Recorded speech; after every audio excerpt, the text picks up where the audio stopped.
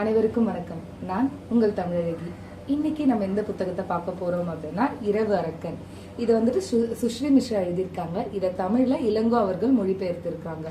இந்த புத்தகத்தை முதல்ல நீங்க பாருங்க. இது வந்துட்டு குழந்தைகளுக்காக எழுதின புத்தகம். அட்டையா இருக்கட்டும், உள்ள இருக்க படங்கள் எல்லாமே பாருங்க.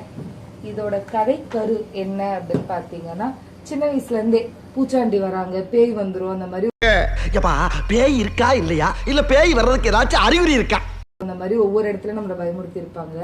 அது வந்துட்டு சின்னதா ஒரு ஸ்ப்ரெட் லவ்ஸ் அப்படிங்கிற மாதிரி ஒரு அரக்கன் இருக்கான் அப்படிங்கிற அந்த குழந்தை நம்புறத அது அரக்கன் இல்ல உன்னோட நண்பன் அப்படின்னு இந்த எழுத்தாளர் கொண்டு வந்திருப்பாங்க. அதோட கதை நான் இப்ப படிக்கிறேன்.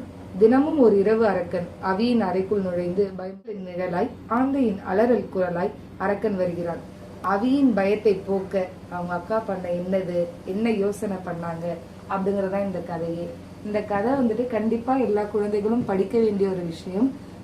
நம்ம முக்கியமா இதை எல்லாருக்கும் கொண்டு சேர்க்கிற ஒரு முயற்சியா நம்ம பேஜ்ல பண்றோம். மேலும் விவரங்களுக்கு என்ன நீங்க தொடர்பு கொள்ளலாம். மேலும் அடுத்த வாரம் வேறொரு புத்தகத்துல சந்திக்கலாம். அதுவரை நன்றி, வணக்கம்.